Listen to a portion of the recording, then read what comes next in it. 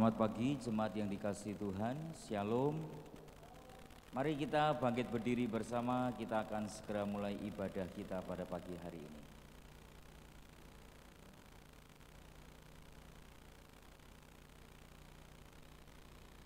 Jemaat yang dikasihi Tuhan, kita percaya bahwa ibadah kita pada pagi hari ini boleh jadi dengan satu pengakuan bahwa pertolongan kita datangnya dari Allah yang menciptakan langit dan bumi, Allah yang kaya dengan rahmat dan kasih setia, dan yang di dalam kesetiaannya Dia tidak pernah meninggalkan segala perbuatan tangannya.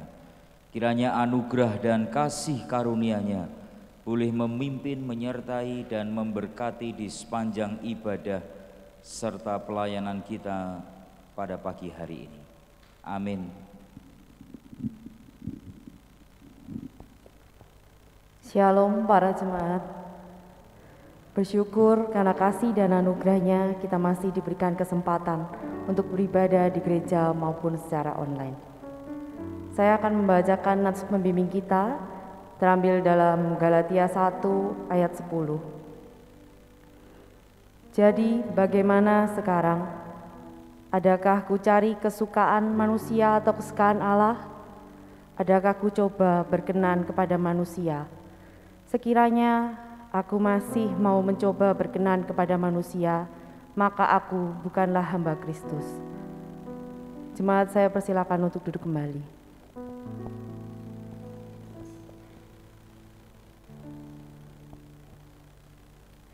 Saya yakin bahwa setiap kita rindu berada di dekat Tuhan. Bersama dengan Tuhan, kita akan merasakan kasih yang setia, kasih yang abadi. Marilah kita bersama-sama memuji Tuhan.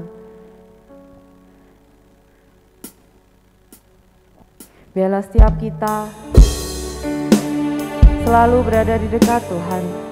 Dengan bersama Tuhan, kita akan merasakan ketenangan, kedamaian.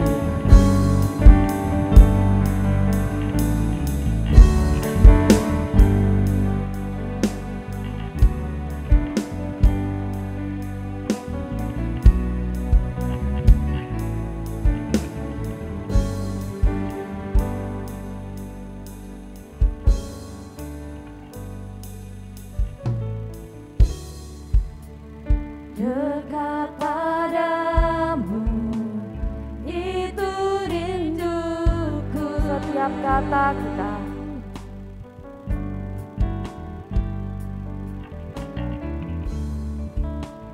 setiap kataku, kau pun menunggu. Tak kusangka ku temukan satu kasih yang abadi. Kini ku datang dan ku bawa hidupku memandang wajah-Mu Tuhan. Memandang wajah-Mu, mengikuti kebaikan-Mu, mengejar hadir-Mu dalam hidupku.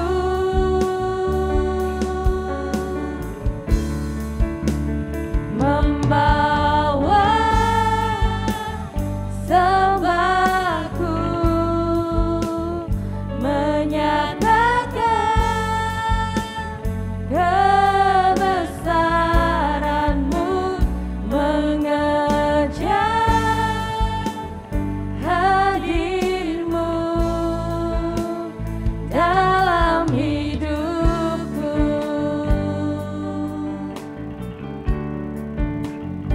Saya undang jemaat boleh berdiri. Marilah kita muji pujian ini dengan kesungguhan hati, dengan bersama-sama.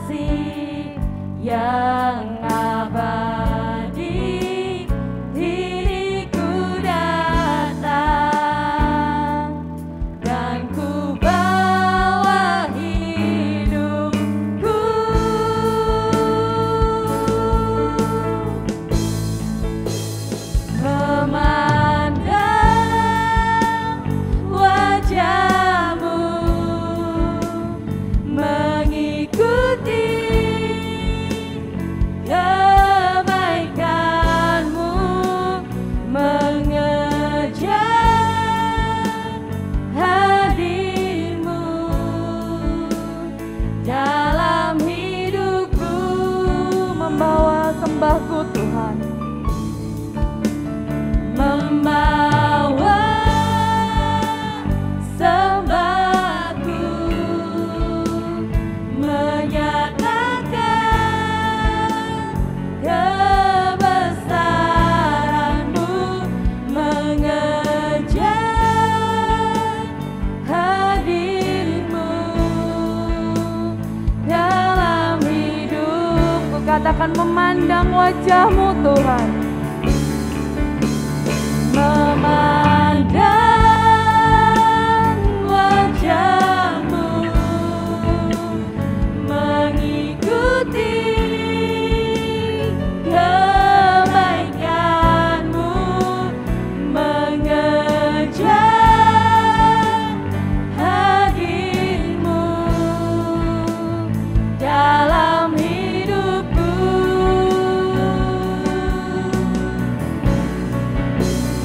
Membawa sembahku, menyatakan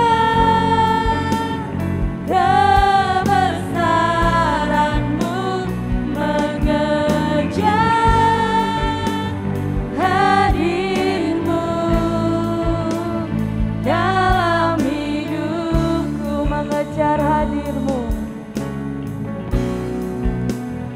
mengejar hadir-Mu dalam hidupku. sekali lagi mengejar hadir-Mu Tuhan. Mengejar hadir-Mu dalam hidupku. Mari kita berdoa. Terima kasih Tuhan, terima kasih buat penyertaan-Mu yang luar biasa terhadap setiap kami. Izinkan kami Tuhan boleh mengejar hadirat-Mu, merasakan kasih setia-Mu Tuhan, yang selalu ada di dalam hidup kami. Terima kasih Tuhan, terima kasih. Saat ini kami boleh beribadah di tempat ini Tuhan. Meskipun dalam keadaan pandemi Tuhan, kiranya kami tetap memiliki kesatuan hati terhadap Engkau. Kami boleh memiliki hubungan yang semakin erat Tuhan kepadamu. Di dalam ibadah ini Tuhan, kami mau serahkan semuanya Tuhan, mulai dari awal, pertengahan hingga akhir. Kiranya campur tangan-Mu Tuhan yang selalu ada buat kami Tuhan. Terima kasih Tuhan, terima kasih. Kami mau serahkan semuanya Tuhan, hanya di dalam nama-Mu saja. Amin. Jemaat dipersilakan untuk duduk kembali. Saya akan membacakan berita anugerah yang terambil di dalam Ulangan 31 ayat 3. Sebab Tuhan, Dia sendiri akan berjalan di depan-Mu. Dia sendiri akan menyertai engkau. Dia tidak akan membiarkan engkau dan tidak akan meninggalkan engkau. Janganlah takut dan janganlah patah hati.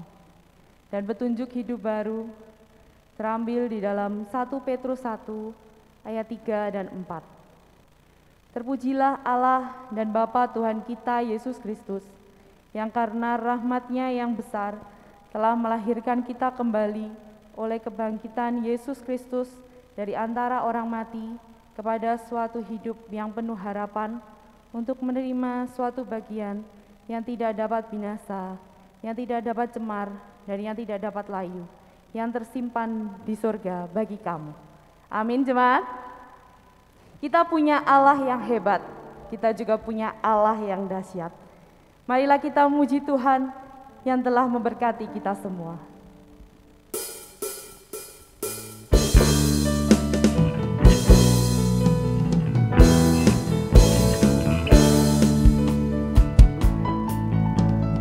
Tuhan memberikan nyanyian baru dalam mulutku, untuk memuji-muji Allah kita.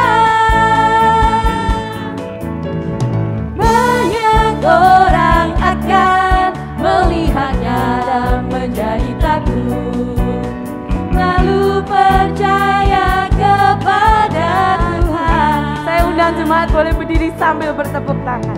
Tuhan memberikan nyanyian baru dalam mulutku untuk memuji-muji Allah kita.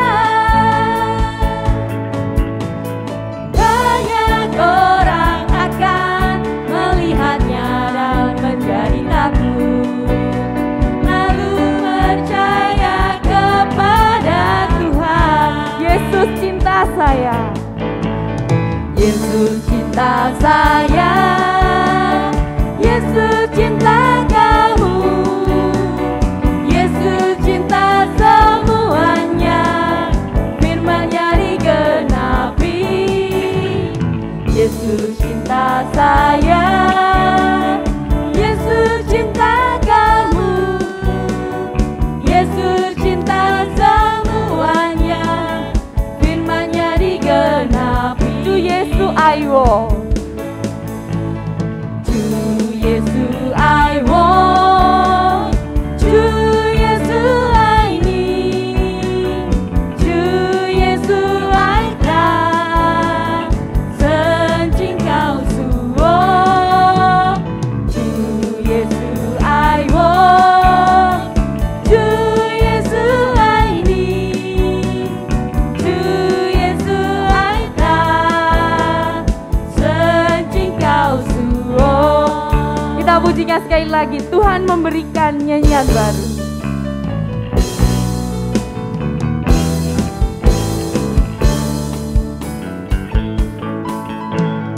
Tuhan memberikan nyanyian baru dalam mulutku untuk memuji-muji Allah kita.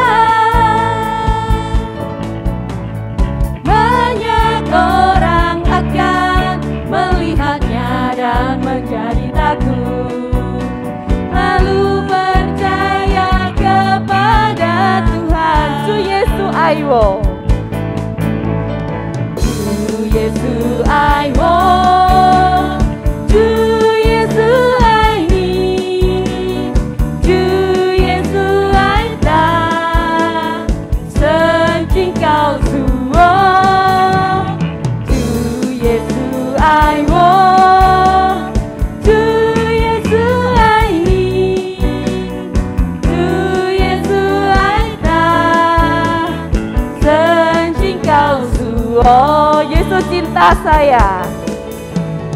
Yesus cinta saya, Yesus cinta kamu, Yesus cinta semuanya, firman-Nya digenapi. Yesus cinta saya, Yesus cinta kamu, Yesus cinta semuanya, firman-Nya digenapi, firman-Nya digenapi. Berikan tepuk tangan yang meriah untuk Tuhan. Jemaat, saya persilakan untuk duduk kembali. Di dalam setiap keadaan kita, Tuhan pasti selalu ada bersama kita. Tuhan tidak akan pernah meninggalkan kita. Dalam keadaan apapun, Tuhan pasti akan menolong kita.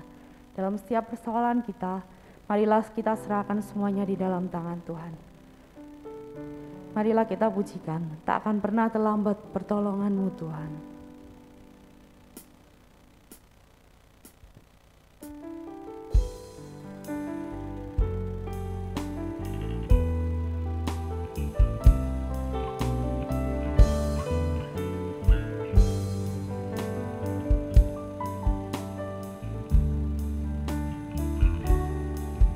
Tak pernah tinggalkan perbuatan tangan-Mu, Yesus, Kaulah penciptaku. Sehelai rambutku, sehelai rambutku jatuh, Engkau pun tahu. Yesus, Kau pedulikanku. Yesus, Kau perhatikanku. terlambat pertolongan-Mu, takkan pernah terlelap Kau menjagaku. Kaulah segalanya yang ku perlu di setiap jalanku, sebab Engkau Allah yang tahu yang terbaik di dalam hidupku. Mari kita pujikan pujian ini sekali lagi dengan sikap yang baik.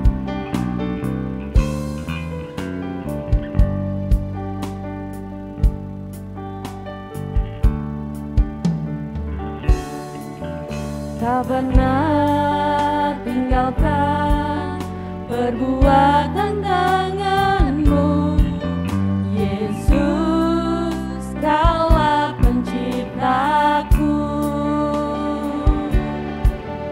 Sehelai rambutku jatuh Engkau pun tahu, Yesus, Kau pedulikanku.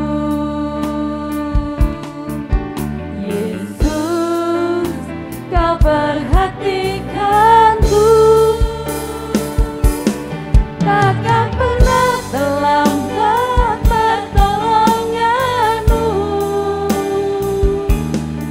takkan pernah terlelap Kau menjagaku. Kaulah segalanya yang ku perlu di setiap jalanku, sebab Engkau Allah yang tahu yang terbaik di dalam hidupku.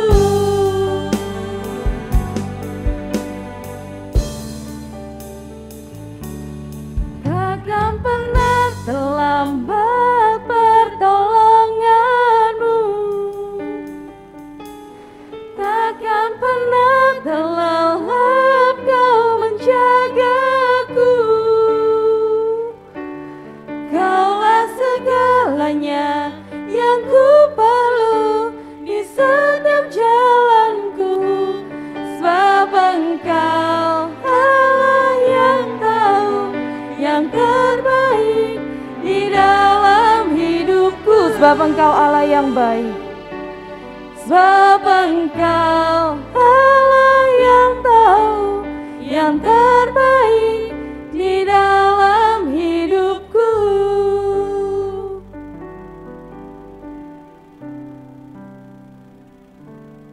Bapak Ibu yang terkasih dalam Tuhan, mari kita bersama-sama berdoa. Bapa yang kami kenal di dalam nama Tuhan Yesus, mengucap syukur karena kasih karunia-Mu berkelimpahan di dalam kehidupan kami dan menyertai kami sampai hari ini. Bersyukur untuk hari yang baru, bersyukur karena kami masih bisa bertemu hari Sabat, hari yang Tuhan kuduskan bagi kami orang-orang percaya untuk beribadah kepada Engkau. Ingatkan kami selalu bahwa di dunia ini kami hanya sementara. Kami butuh terang yang sejati yang memimpin kami kepada keselamatan yang sejati. Terima kasih ya Tuhan, tiba waktunya kami bersama-sama bersatu hati, berdoa menaikkan setiap pokok doa syafaat kami pagi hari ini. Sebelumnya ya Tuhan, ampuni setiap dosa dan pelanggaran kami pribadi lepas pribadi. Kami yang najis, kami yang jijik di hadapan Tuhan. Kiranya ya Tuhan, ini tidak menjadi penghalang di dalam kami berdoa pagi hari ini. Dengan penuh ucapan syukur, terima kasih untuk gereja yang Tuhan masih tolong dan sertai sampai hari ini. Ini adalah kepunyaan-Mu, kiranya setiap kami yang melayani di tempat ini, kami selalu diingatkan bahwa kami hanyalah hamba. Untuk itu kami perlu tuntunan dan pimpinan Tuhan. Dan ingatkan kami selalu bahwa pemimpin kami adalah Tuhan kami, Yesus Kristus. Kami berdoa ya Tuhan, setiap Bapak Ibu majelis, para hamba Tuhan, para pengurus komisi, ya Tuhan, dan setiap sidang jemaat yang terlibat di dalam pelayanan di berbagai bidang yang ada di gereja kami. Tuhan, kiranya roh hikmat kebijaksanaan wibawa yang daripada Tuhan menyertai kami, sehingga kami ditolong untuk kami melayani pekerjaan Tuhan dengan hati yang tulus, dengan motivasi yang benar, dengan dasar kebenaran firman Tuhan yang benar, bahkan dengan iman percaya yang sungguh-sungguh kepada Tuhan, sehingga pelayanan kami senantiasa benar-benar berbuah di hadapan Tuhan. Kami berdoa bagi generasi gereja dari mulai anak sekolah minggu sampai dewasa muda. Tuhan pimpin perjalanan kehidupan mereka, iman mereka semakin hari boleh semakin bertumbuh di dalam Tuhan kami Yesus Kristus, sehingga gereja kami menghasilkan, mencetak jiwa-jiwa yang senantiasa berprestasi, hidup takut akan Tuhan, hidup mengasihi Tuhan. Kami juga menyerahkan sidang jemaat yang saat ini terbaring dalam kondisi lemah tubuh, baik mereka yang ada di rumah sakit, baik mereka yang ada di rumah, baik mereka ya Tuhan yang saat ini benar-benar dalam keadaan yang terburuk. Kami serahkan mereka di dalam nama-Mu yang penuh kuasa, Tuhan kami Yesus Kristus. Kami tahu bahwa mujizat Tuhan tidak dibatasi oleh ruang dan waktu. Tuhan yang dahulu, Tuhan tetap yang sama yang kami sembah sampai hari ini, yang menolong dan menyertai kami. Bahkan keluarga dari sidang jemaat, mungkin yang hari-hari ini dalam pergumulan, di dalam keluarga rumah tangga mereka, di dalam ekonomi mereka, di dalam berbagai hal yang saat ini mungkin ya Tuhan menjadi keterpurukan mereka. Tuhan, kiranya Engkau yang menolong dan memberkati. Kami yang beribadah hari ini, baik yang ada di gereja maupun yang ada di rumah, kami mengucap syukur. Kami terus mempercayakan kehidupan kami, keluarga kami ke dalam tangan pengasihan Tuhan. Kiranya kami terus ditolong untuk menjadi keluarga-keluarga yang takut akan Tuhan, keluarga yang beribadah kepada Tuhan, keluarga yang memberi persembahan kepada Tuhan, keluarga yang senantiasa setia di dalam melayani pekerjaan Tuhan. Terima kasih untuk semua hal-hal yang terbaik yang Tuhan sudah curahkan bagi setiap kami. Dan kami juga berdoa ya Tuhan, bagi sidang jemaat yang hari-hari ini berulang tahun. Tuhan, kiranya kasih karunia daripada-Mu boleh menuntun dan menyertai di dalam pertambahan usia. Jemaat senantiasa boleh mengalami pertumbuhan yang baik di dalam Tuhan. Bahkan bangsa dan negara kami, sertai dan jagailah ya Tuhan. Biarlah setiap hal yang boleh terjadi memimpin kami kepada kedewasaan yang baik. Pemerintah yang hari-hari ini berjuang untuk tugas tanggung jawab mereka, sekalipun banyak yang belum mengenal Engkau, namun kiranya kasih Tuhan berkelimpahan memimpin dan memberkati mereka. Terima kasih Tuhan Yesus, ini doa kami yang tiada sempurna. Kami imani, kami alaskan, dan kami pertaruhkan di dalam nama Tuhan kami Yesus Kristus yang akan menjawab tepat pada waktunya. Amin. Jemaat saya undang untuk berdiri. Marilah kita bersama-sama mengikrarkan pengakuan iman kita. Pengakuan iman rasuli. Aku percaya kepada Allah, Bapa yang Maha Kuasa, Khalik langit dan bumi, dan kepada Yesus Kristus, Anak-Nya yang tunggal Tuhan kita, yang dikandung dari Roh Kudus, lahir dari anak darah Maria, yang menderita sengsara di bawah pemerintahan Pontius Pilatus, disalibkan, mati dan dikuburkan, turun ke dalam kerajaan maut. Pada hari yang ketiga, bangkit pula dari antara orang mati, naik ke surga, duduk di sebelah kanan Allah, Bapa yang Maha Kuasa, dan dari sana Ia akan datang untuk menghakimi orang yang hidup dan yang mati. Aku percaya kepada Roh Kudus, gereja yang kudus dan am, persekutuan orang kudus, pengampunan dosa, kebangkitan tubuh, dan hidup yang kekal. Amin. Jemaat saya persilakan duduk kembali.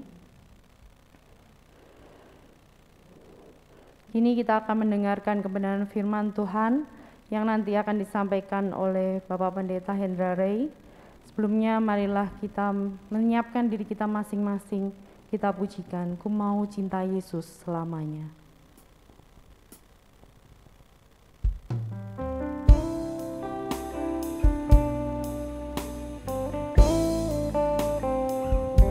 Marilah kita yakini bahwa setiap kita mencintai Tuhan dengan sungguh hati. Katakan, ku mau cinta Yesus selamanya. Ku mau cinta Yesus selamanya. selamanya. Ku mau cinta Yesus selamanya. Meskipun badai silih berganti dalam hidupku, ku tetap cinta Yesus selamanya.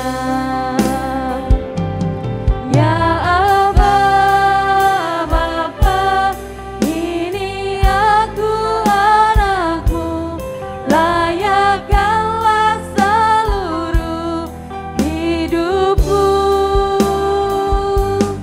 Ya Aba, Bapa, ini aku anakmu, pakailah sesuai dengan rencanamu.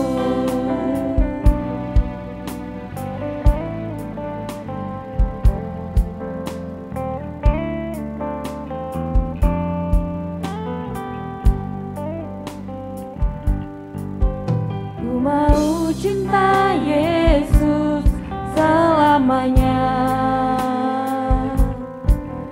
Ku mau cinta Yesus selamanya. Meskipun badai silih berganti dalam hidupku, ku tetap cinta Yesus selamanya. Ya Aba, Bapa, ini aku anakmu, layakkanlah seluruh hidupku.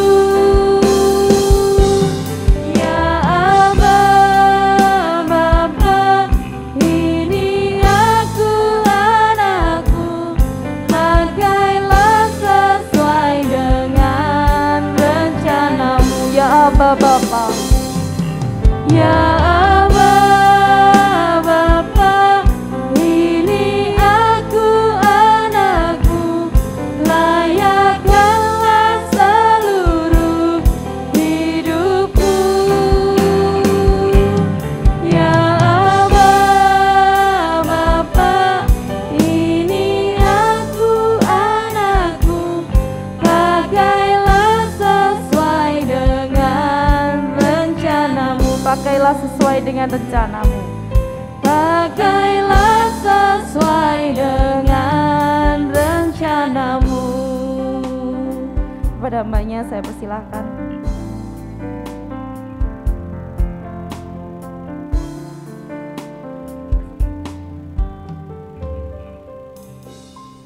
Kita berdoa ya.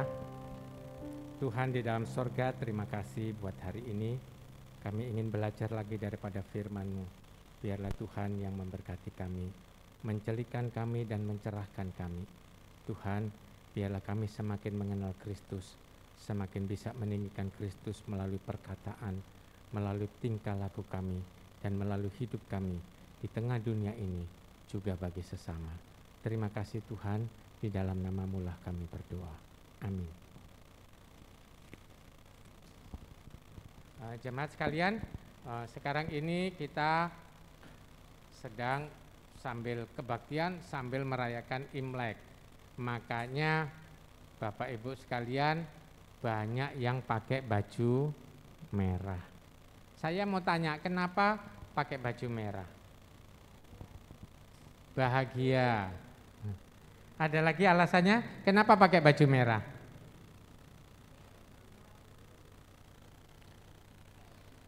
Sukacita. Nah, ada yang dipercayai oleh orang-orang Tionghoa, kalau baju pakai pada waktu Imlek, ya Imlek itu sekedar tahu Imlek itu 15 hari Bapak Ibu ya. Kalau tahun ini Februari tanggal 1, penutupan Imlek itu Februari tanggal 15, 2 hari lagi. Namanya Cap Gomeh. Ya, biasanya makan apa? Lontong. Saya keliling Tiongkok banyak sekali tempat, tidak ada orang Tiongkok makan lontong. Orang Indonesia memang sakti, suka menciptakan sendiri. Nah, satu yang paling tidak disukai oleh orang Tionghoa adalah kalau Imlek jangan pakai baju warna hitam. Ini saya pakai hitam. Ya, kenapa? Karena orang kalau pakai baju warna hitam, nanti sepanjang tahun depan ini, tahun baru ini, sampai tahun baru depan nanti, engkau akan lebih banyak dukanya ketimbang sukanya. Lebih banyak susahnya ketimbang senangnya. Jadi kalau Imlek jangan pakai baju warna hitam. Loh kok saya pakai? Karena saya ingin bersaksi kepada Bapak Ibu sekalian bahwa di dalam hidup saya ada Kristus, maka segala sesuatu yang sifatnya tahyul dan yang bisa dikuasai oleh roh-roh setan semuanya harus disingkirkan. Karena Kristus dalam hidupku, maka aku menyaksikan di dalam Kristus segala kuasa, segala kutuk dipatahkan. Karena Dia lebih berkuasa dari segalanya. Sekarang kita belajar iman dan tradisi. Setiap ayat saya minta kita baca sama-sama. 1, 2, 3. Hati-hatilah supaya jangan ada yang menawan kamu dengan filsafatnya yang kosong dan palsu menurut ajaran turun-temurun dan roh-roh dunia, tetapi tidak menurut Kristus. Jadi intinya adalah mari kita hati-hati. Kalau kita jadi orang Kristen, kalau kita mengaku diri percaya kepada Tuhan, maka kita hati-hati apakah sesuatu yang kita lakukan atau sesuatu yang kita percayai atau sesuatu tradisi yang sedang ada di sekitar kita itu bisa menawan kita atau membuat kita jauh daripada Tuhan atau mencampurkan pikiran kita daripada dunia ini dengan Kristus. Maka hati-hatilah, karena banyak orang itu berkata kalau tuh ikut Tuhan udah nggak usah pakai otakmu, nggak usah pakai akalmu. Keliru. Yesus Tuhan kita mengajarkan kasihilah Tuhan Allahmu dengan segenap hatimu dan jiwamu dan dengan segenap akal budimu. Artinya pakai otakmu untuk bisa mengasihi Tuhan. Itu sebabnya kata ini adalah hati-hatilah, adalah suatu proses berpikir bahwa kita ini secara sadar sesuai dengan pengetahuan, sesuai dengan iman yang kita miliki di dalam Kristus. Mari kita melihat sesuatu, apakah itu benar, apakah itu sesuai dengan standar yang Alkitab ajarkan. Tong lemah ngertos apa ora? Iya. Nah, apakah kalau kita sudah Kristen berarti kita menolak semua tradisi? Orang Kristen itu di dalam Tuhan, semua budaya adalah dosa, maka orang Kristen tidak boleh mengikuti budaya. Benar demikian? Ini disebut angpau. Si Huan Hong Pao. Siapa suka angpau?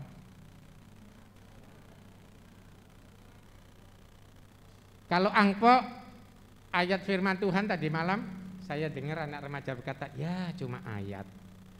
Karena sejatinya angpau isinya harus uang. Lagi orang anak duit ini tidak ada uangnya. Ya. Jadi, tapi angpau itu ada uangnya.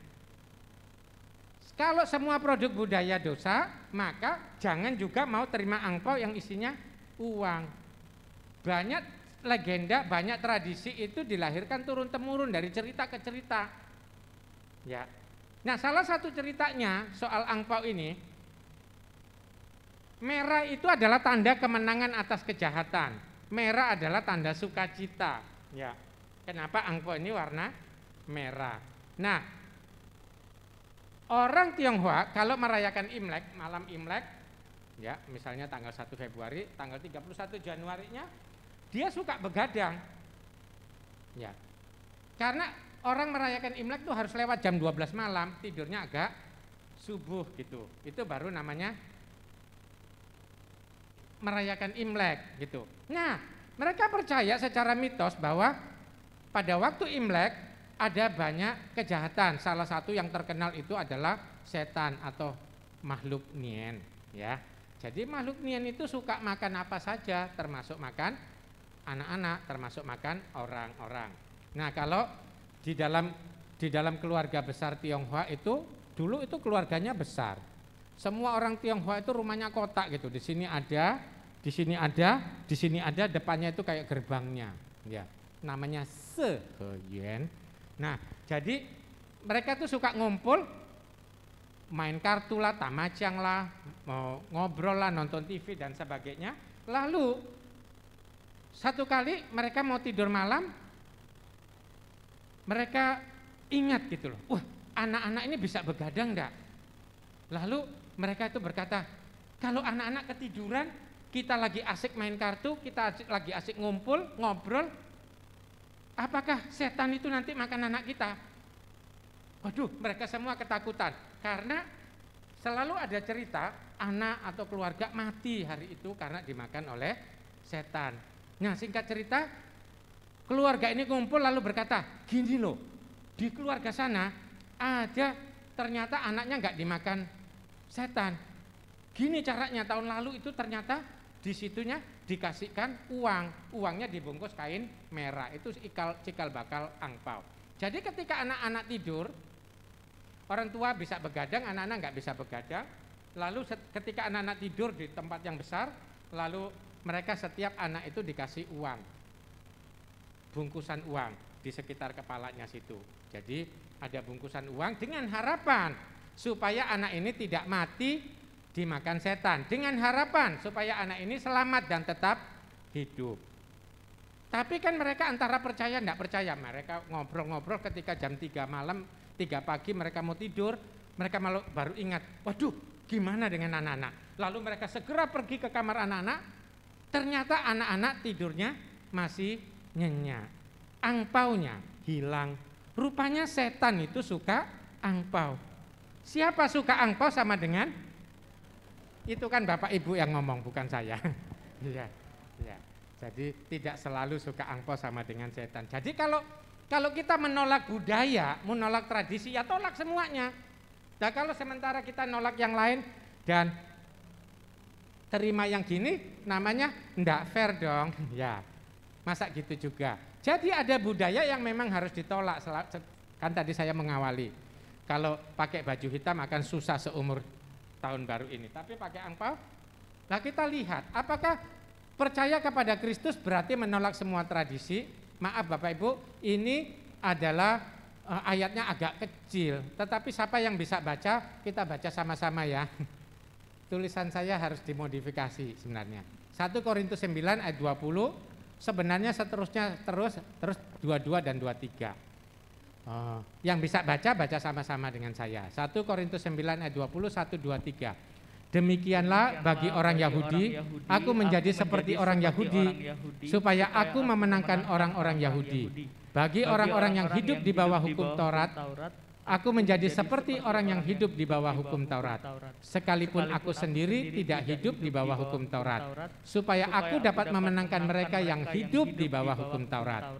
Bagi orang-orang yang lemah, aku menjadi seperti orang yang lemah, supaya aku dapat menyelamatkan mereka yang lemah. Bagi semua orang, aku telah menjadi segala-galanya, supaya aku sedapat mungkin memenangkan beberapa orang dari antara mereka. Segala sesuatu ini aku lakukan karena Injil, supaya aku mendapat bagian di dalamnya.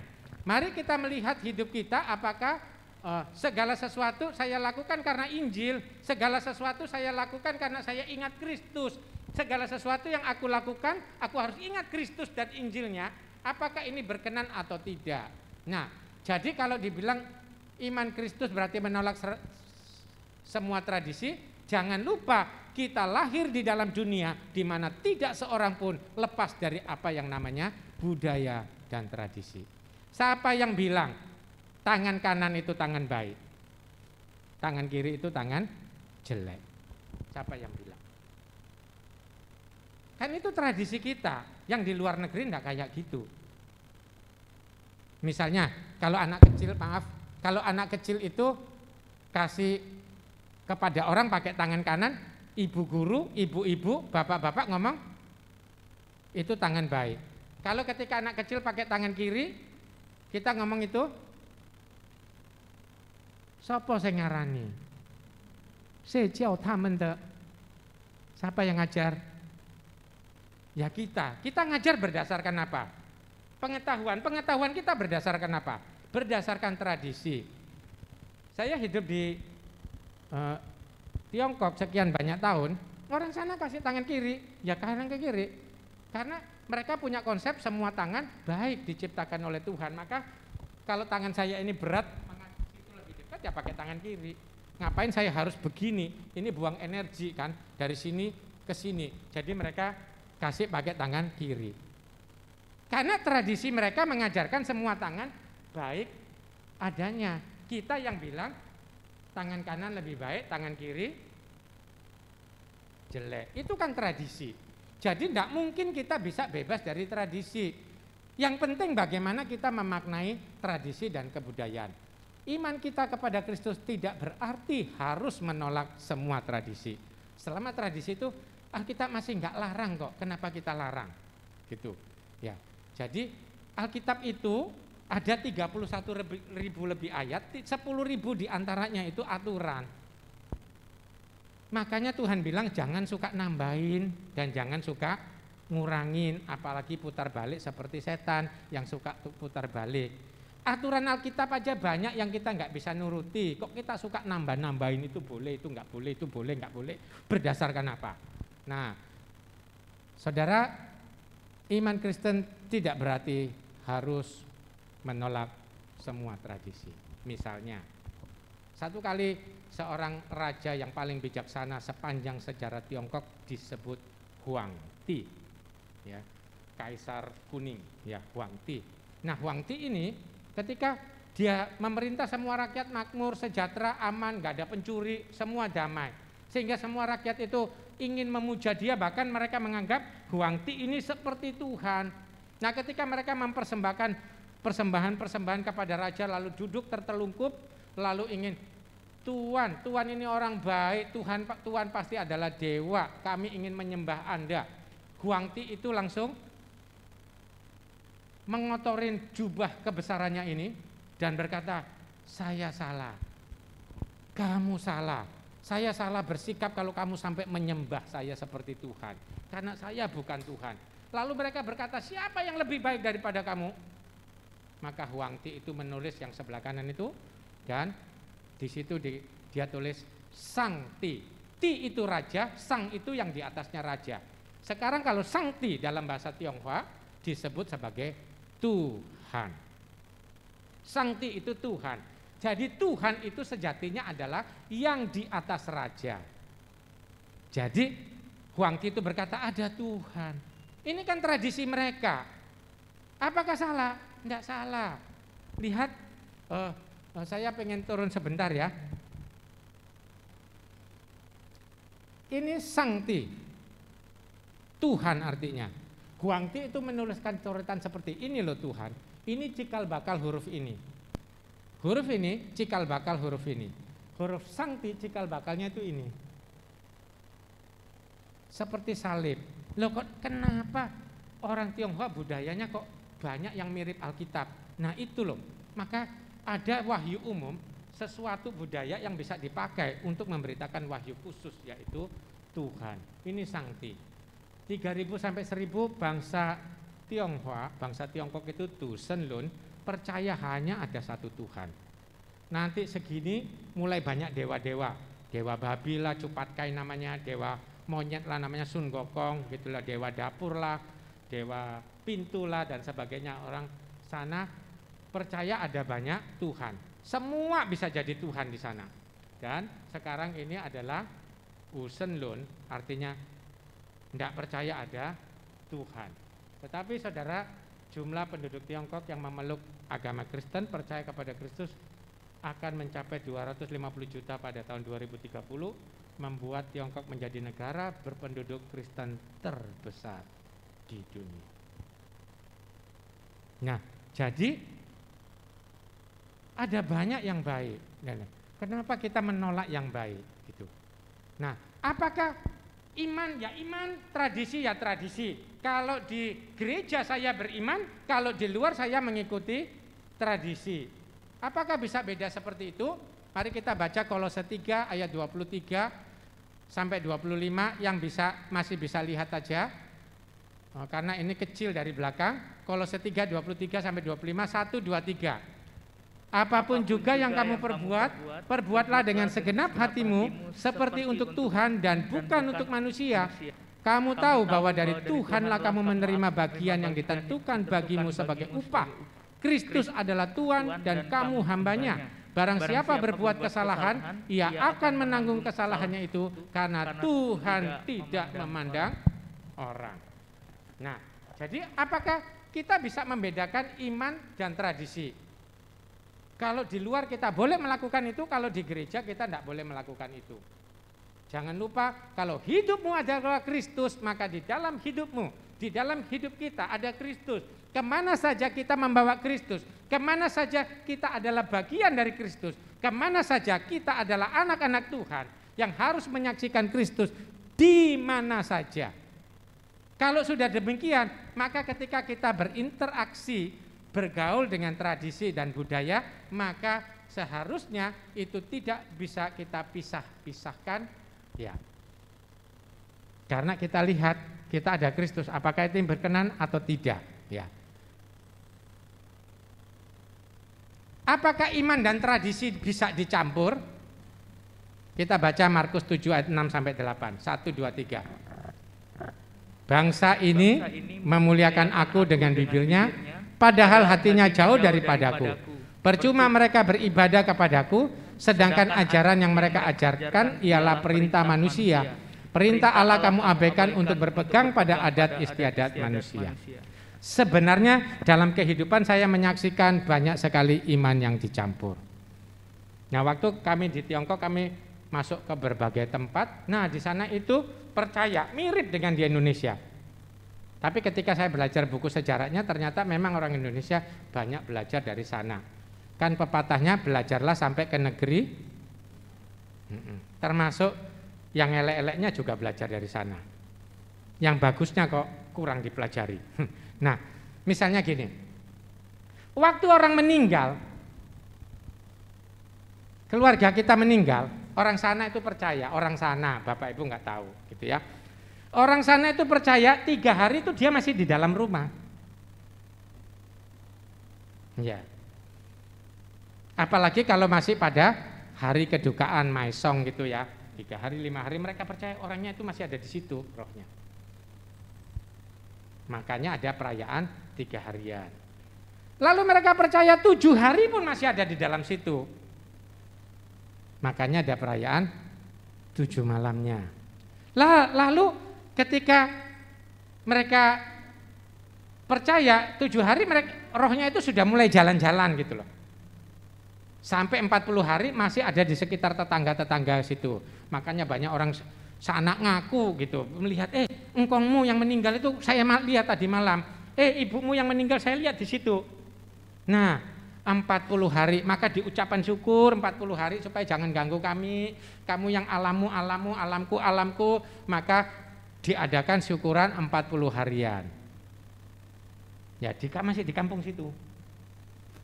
Lalu setelah 40 hari, dia jalan-jalan lebih jauh lagi. Tapi dia masih ada. Karena itu banyak kesaksian orang jauh-jauh. Ya, aku ketemu ini. Ya. Jadi mereka percaya itu. Kalau kita tidak hormati, itu bisa celaka sama kita. Maka kita hormati. Dan salah satu tanda menghormatinya, buat hari yang 100 hari. Setelah 100 hari dia udah jalan-jalan keliling dunia. Keliling dunia. Sampai 1000 hari baru dia pulang ke langit. Apa saudara masih merayakan seperti itu?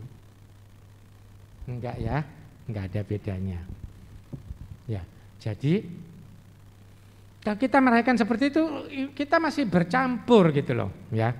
Tapi banyak yang bercampur karena ketidakmengertian. Sekarang saya tahu, kita sudah mengerti, mari kita tidak melakukan hal-hal itu karena percaya rohnya ada di situ, ya. Ketika roh orang meninggal, Alkitab berkata bahwa roh kembali kepada penciptanya. Tidak mungkin jalan-jalan, gitu.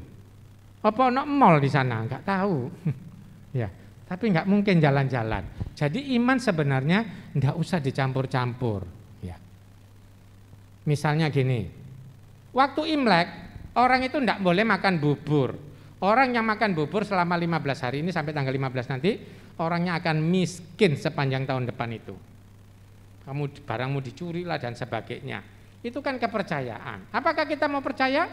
Bahaya kalau kita percaya Imlek nggak boleh makan bubur. Orang sebelum merayakan Imlek tanggal 1 Februari, seminggu sebelumnya persiapan 7 hari. Jadi 7 hari tambah Imlek yang 15 hari penutupan Cap Gomek 22 hari. Kalau kita percaya orang Tionghoa kalau Imlek merayakan tidak boleh makan bubur karena makan bubur nanti orang akan miskin tahun depannya ini, maka kasihan tukang bubur yang jualan karena nanti dia tidak bisa naik. Ya. Dia tidak bisa naik ke tanah suci. Saudara, kasihan sekali. Lalu kalau Imlek jangan keramas. Saudara, siapa yang ini kan tanggal 13, saya tanggal 1 sampai 13 apa yang sudah keramas? Loh, Anda sial loh. Ya, itu katanya tradisi. Nama kita harus percaya yang seperti gini. Ya. Yang Imlek lah enggak boleh sapu lah dan sebagainya itu masih oke gitu. Tapi kalau enggak keramas, kamu mau dengar cantik tapi bau gitu kan? Enggak ini. Terus enggak boleh jahit. Nah, bangkrut bandara tukang jahit. Ya. Terus enggak boleh nangis. Kamu ditinggal pacarmu, ditinggal suamimu, senyum aja, ya kan? Dalam suka dan dukaku kan tetap tersenyum katanya. Mosok iyo. Nah, kalau no crying nanti kamu akan susah. Terus enggak boleh gunting. Ya. Terus dompetmu enggak boleh terisi uang yang lama. Sekarang dompetmu uangnya baru atau lama? Perhatikan. Ayo lihat dompetmu. Nah, kalau uang lama itu nanti kamu enggak dapat berkat-berkat yang baru katanya kayak gitu. Nah, banyak sekali aturannya. Nah, kalau kita ikutin kayak gini, sementara kita iman kepada Kristus, susah bandare, ya. Jadi, terus enggak boleh ini apa? Enggak boleh cuci baju. Oh, gampang, laundry aja. Ya kan? Masih gampang. Ya, coba bayangkan hal-hal seperti ini akan sangat menyusahkan kalau kita hidup percaya kepada Kristus tapi juga kayak gini. Ya. Jadi, seharusnya iman itu mentransformasi budaya atau iman itu memaknai baru budaya atau iman itu seharusnya menerangi budaya. Orang Kristen sadar bahwa dia harus jadi garam dan terang bagi dunia. Kita perlu terjun ke dalam dunia ini ya, karena ada Kristus supaya mereka mengenal Kristus. Harusnya dunia semakin gerejawi, jangan gereja semakin duniawi. Nah, jadi karena usaha kita itu dilandasi cinta kasih kepada Kristus, maka kita membenci praktek pendosanya. Kita membenci hal-hal yang seharusnya tidak bisa kita ikuti.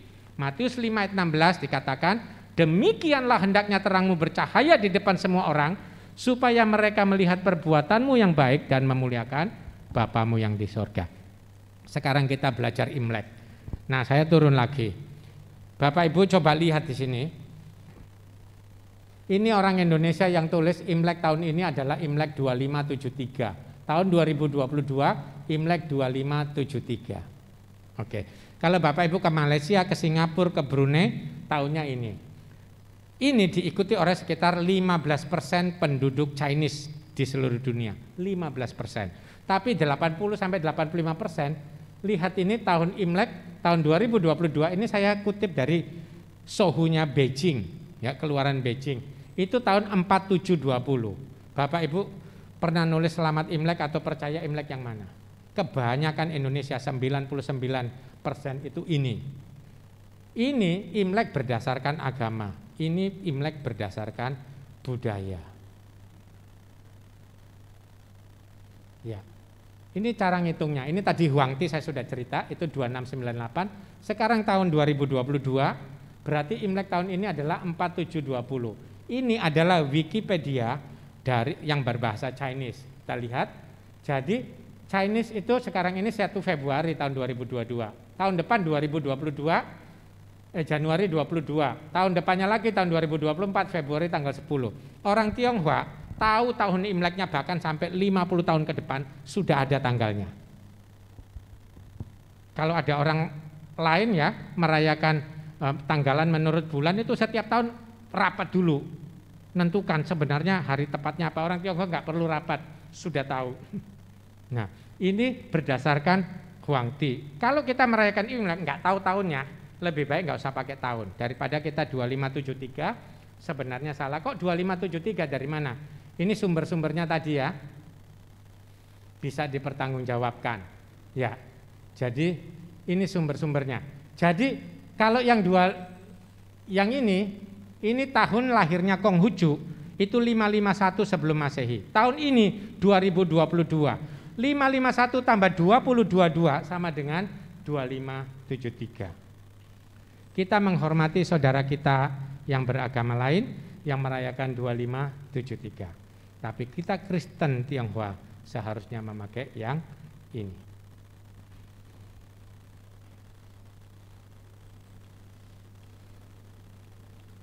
Nah, apa yang dicari di Imlek? Namanya Fuluso, ya. Orang Tionghoa kalau Imlek itu maunya 1 beruntung, 2 kaya, 3 umur panjang. Siapa yang mau beruntung, kaya dan umur panjang? Ya, umumnya orang Tionghoa itu seperti itu. Makanya kalau Imlek tulisannya adalah Kongsi Fajai, padahal salah. Apakah hidup itu bahagia hanya karena jai? Jai itu harta. Emang cuma itu. Nah, tapi orang Tionghoa merayakan ini Fuluso. Apakah salah? Tergantung. Kalau iman kita tidak ada Kristus, kita maunya kaya, kita maunya beruntung terus, dan kita maunya umur panjang. Padahal orang yang umur panjang Bapak Ibu mulai sakit-sakitan kan. Enak apa ora? Kadang ada enaknya, kadang enggaknya. Ya, ini sudah sering dibahas ya. Jadi mau beruntung, mau bahagia, mau penuh berkat, semua orang harus berkaitan dengan firman Tuhan. Itu ada asal-asalnya, saya tidak jelasin. Dulu Pendeta Ferdinand Nave pernah khotbah di sini, bahannya dari saya. Jadi saya kasih itu ya, sudah dijelaskan pasti dulu ya. Nah, jadi ini berkat beruntung paling disukai pada waktu Imlek. Nah, apakah kita salah seperti ini? Enggak salah. Kalau Bapak Ibu butuh damai, ini itu juga artinya damai. Yang sudah dijelasin banyak, oke. Ini nih orang bahagia kalau dia tuh ada damai dan tenang. Ya, ada damai, ada tenang, ada sukacita. Kita semua membutuhkan tapi nggak bisa dipegang. Ini yang berkaitan dengan mulut. Orang bahagia kalau bisa ngomongnya akeh gitu. Kadang-kadang lambe turah. Orang Tionghoa bilang loli loso gitu ya. Jadi, tetapi ini juga berkaitan dengan makan. Kalau orang bisa makan, dia bahagia. Makanya kuliner pasti laku sepanjang dunia ini berlangsung. Ketiga, orang bahagia kalau punya sesuatu. Makanya orang suka beli gitu ya. Ini paling suka dibeli orang adalah tanah gitu. Sing duwe tanah akeh, wonge pasti sugih. Yang enggak punya tanah, di rumah bapakku banyak tempat tinggal katanya Alkitab ya. Ya, jadi orang kalau bisa damai, bisa makan, bisa punya sesuatu, mobil, tanah, motor, handphone, itu dia bahagia. Siapa bilang kalau tanpa ini orang itu enggak bahagia? Ini artinya semua itu enggak ada artinya. Jadi harus dekat dengan firman Tuhan. Ini bahasa Mandarinnya kitab Wahyu itu ini. Yang ini berasal dari ini. Nah, jadi kalau orang mau bisa hidup tenang, bisa makan, bisa punya ini, mari kita andalkan firman Tuhan. Kalau Anda tidak punya, mari kita minta sama Tuhan. Itu artinya fu. Ya, itu fuin ya. Jadi sini siapa orang Hokian, orang untung terus itu. Ya. Berikutnya. Ya, ini lu, ya artinya seperti ini. Lihat di situ, tetap ada unsur Tuhan. Lihat sebelah kirinya itu, ada unsur Tuhan.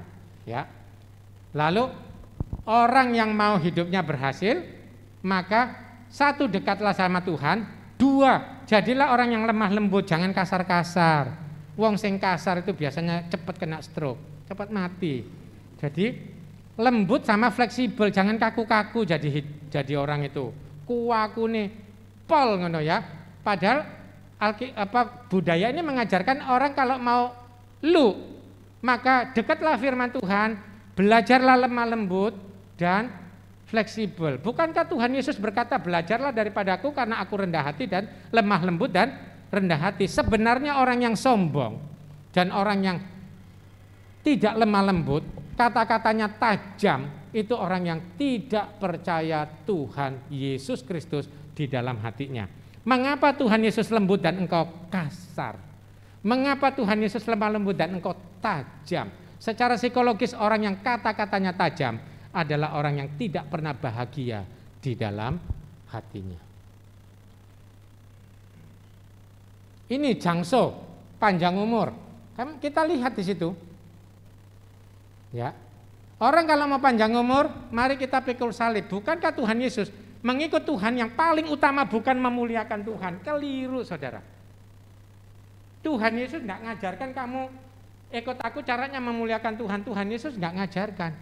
Kalau kita orang Kristen sejati, kalau kita ikut Tuhan, paling utama adalah sangkuli, sangkal dirimu, pikul salibmu untuk bisa ikut Dia. Jadi untuk bisa umur panjang, pikullah salibmu. Kedua, rajinlah bekerja. Tiga, manfaatkan waktu sebaik-baiknya. Ya. Nah, ini banyak sejarahnya, kan banyak budaya bisa kita maknai. Ya. Nah, misalnya seperti ini. Saya turun lagi, sebentar lagi habis kok ini filmnya.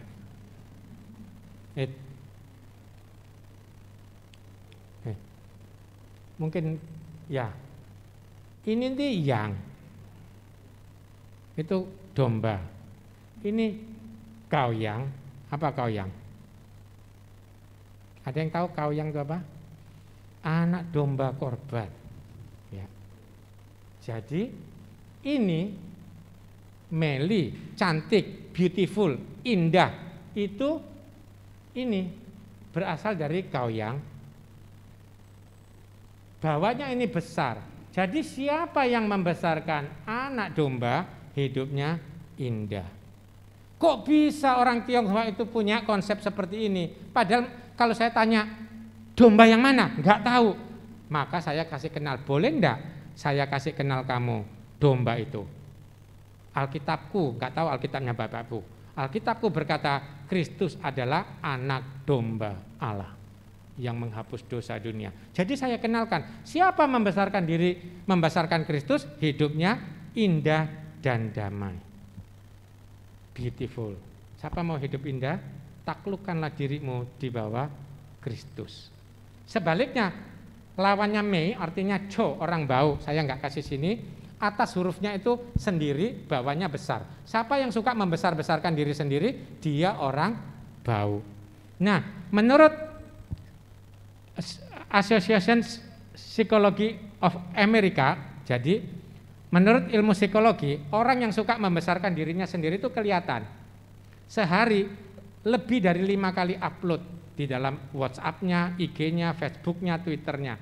Orang itu sakit jiwa katanya. Nah, di sini nggak ada yang sakit jiwa ya. Jadi siapa yang di sini kalau sudah upload foto berapa kali stop daripada Anda dipandang sakit jiwa. Ini. Jadi tanpa penumpahan darah tidak ada pengampunan. Ini kan tulisan-tulisan yang berkaitan dengan Kristus. Ini wahyu umum untuk memperkenalkan wahyu Kristus. Makanya iman Kristen tidak semua dibuang tradisi, tetapi bisa dimanfaatkan. Lihat yang sebelah kiri saudara itu ada cuma simpel gini, ada titik. Kan seperti gelas ada darahnya. Bukankah Alkitab berkata tanpa penumpahan darah tidak akan ada pengampunan. Dan darah Tuhan Yesus Kristus sudah tertumpah supaya mengampuni dosamu dan dosaku. Yang sebelah kanan yang agak rumit itu tulisan tradisional. Atasnya itu tadi anak domba, bawahnya itu wo. Siapa yang menaklukkan diri di bawah anak domba, hidupnya akan adil dan benar. Siapa yang mulutnya dan hidupnya tidak berbuat keadilan dan kebenaran, maka dia sesungguhnya tidak sedang hidup menaklukkan diri di bawah anak domba Allah, yaitu Tuhan Yesus Kristus. Berikutnya ini bisa dijadikan jembatan. Itu kan artinya kapal. Kapal itu sebelah kirinya itu perahu, sebelah kanannya itu 8 orang. Lah kok orang Tionghoa itu percaya ada 8 orang di atas perahu itu namanya kapal. Dari mana? Ya dari cerita-cerita. Bangsa Tionghoa dulu belum mengenal tulisan, mereka dari cerita-cerita.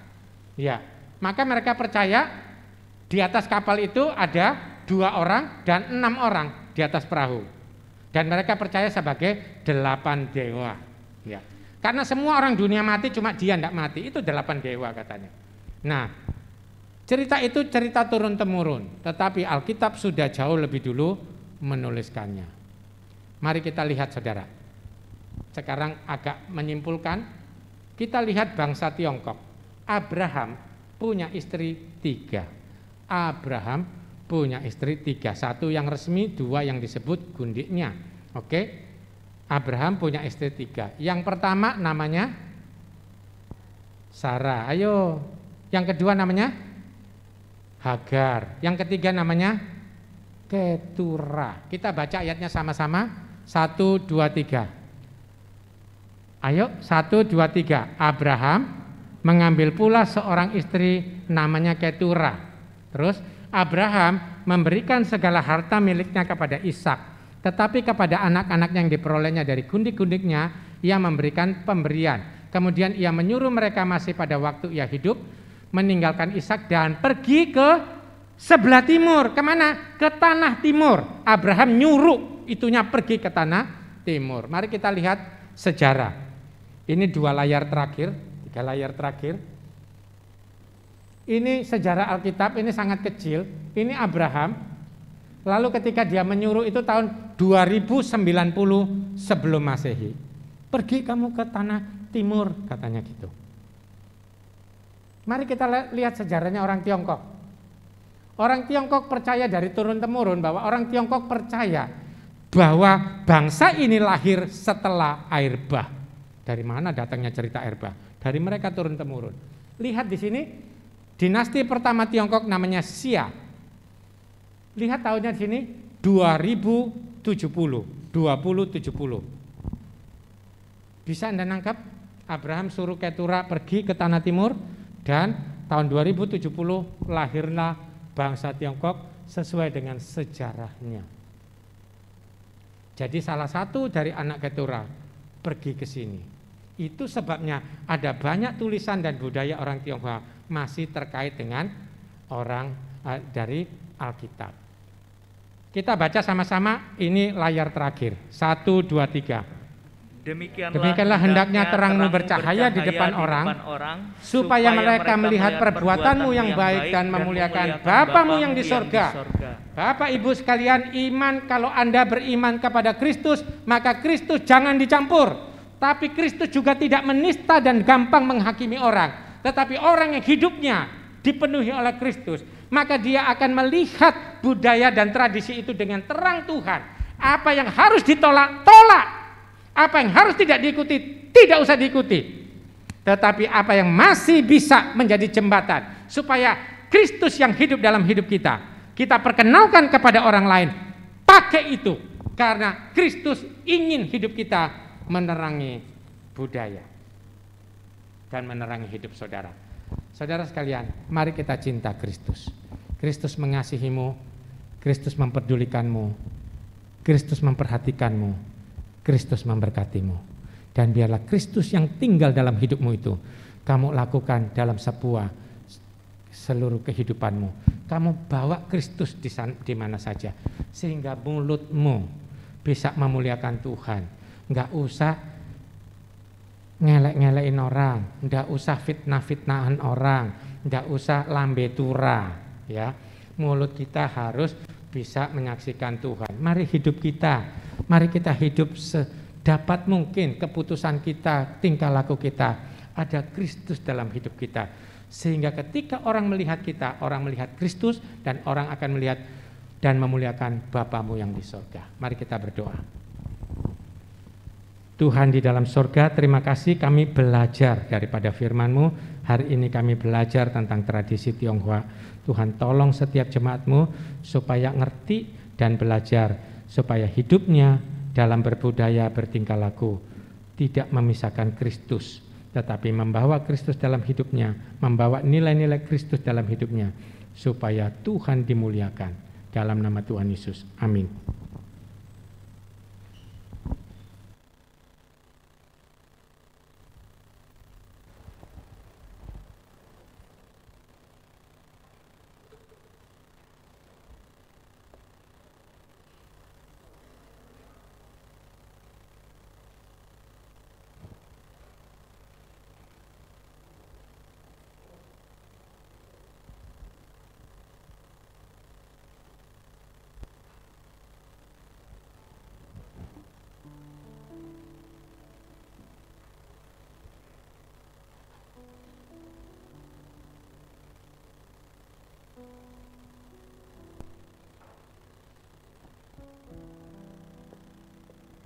Sungguh indah firman Tuhan yang telah disampaikan oleh hamba-Nya. Kiranya itu dapat menjadi berkat buat setiap kita dan menjadi pedoman hidup kita. Kini tiba saatnya kita memberikan yang terbaik untuk Tuhan. Bagi jemaat yang beribadah secara online dapat memberikan persembahan secara transfer ke nomor rekening gereja yang tertera di layar. Bersama-sama marilah kita pujikan berkat anak cucu.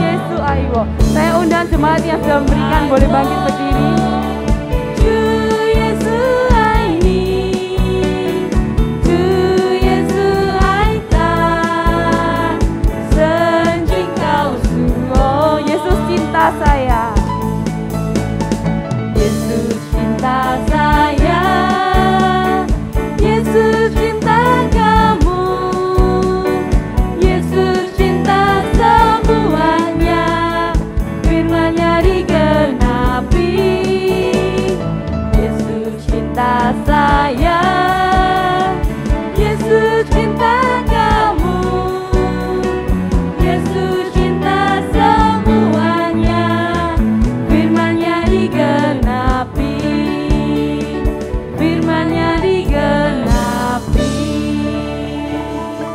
Mari kita berdoa. Tuhan Allah Bapa kami yang bertahta di dalam kerajaan surga, kami sungguh mengucap syukur Bapa untuk saat hari ini kami boleh berkesempatan untuk memberikan persembahan kami. Kiranya Tuhan, Engkau yang menolong setiap kami, Engkau yang menolong setiap majelis yang mengelola. Kiranya Tuhan memberikan hikmat, kiranya Engkau memberikan kebijaksanaan buat setiap majelis yang mengelola persembahan ini. Kiranya Tuhan, persembahan ini boleh dipergunakan sebaik-baiknya untuk pekerjaan Tuhan di gereja kami. Terima kasih ya Bapa, terima kasih Engkau sungguh baik buat setiap kami. Terima kasih ya Bapa, kami mau menaikkan seluruh doa ini hanya ke dalam tangan kuasa-Mu saja yang mengajarkan kami doa bersama. Bapa kami yang dalam kerajaan surga, dikuduskanlah nama-Mu, datanglah kerajaan-Mu, jadilah kehendak-Mu di bumi seperti di surga.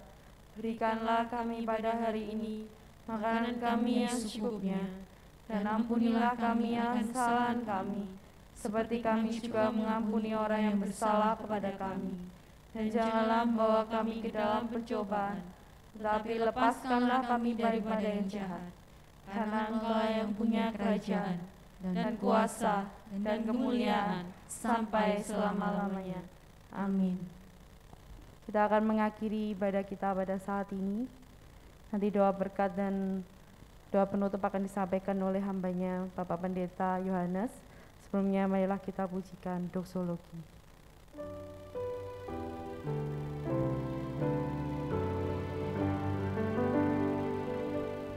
Puji Allah Bapa Putra, puji Allah Roh Kudus, ketiganya yang esa. Pohon selamat sumber berkat.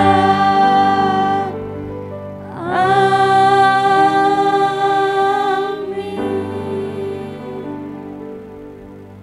Terima kasih Tuhan, Kau telah memimpin dan memberkati ibadah kami pada pagi hari ini. Kami percaya bahwa apa yang kami dapat dari Tuhan tidak akan kembali sia-sia. Firman Tuhan yang boleh kami dengar, puji-pujian yang kami naikkan kepadamu, dan doa-doa syafaat yang kami panjatkan kepada Tuhan, Tuhan pasti memberkati kami. Terima kasih buat hamba-hamba Tuhan, khususnya bagi Pendeta Re yang sudah Tuhan pakai untuk memberkati kami pada pagi hari ini. Tuhan memberkati untuk keluarga, bahkan dalam pelayanan yang Tuhan percayakan dalam kehidupannya.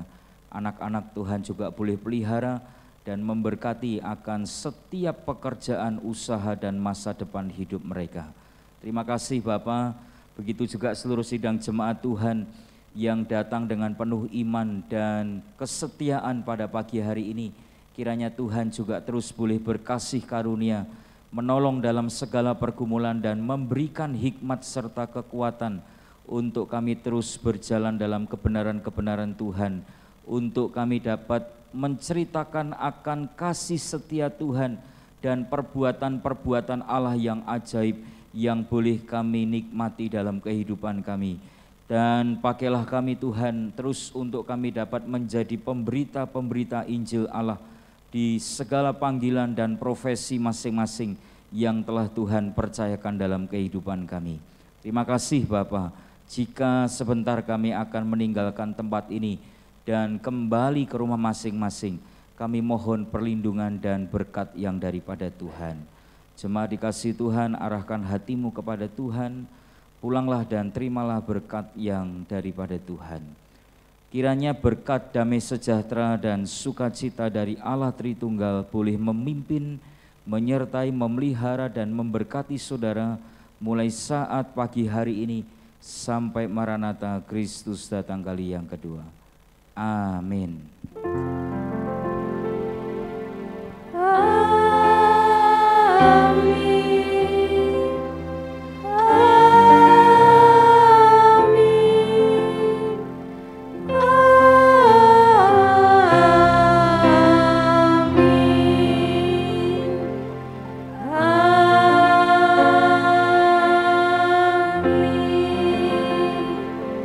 Jemaat dipersilakan duduk kembali.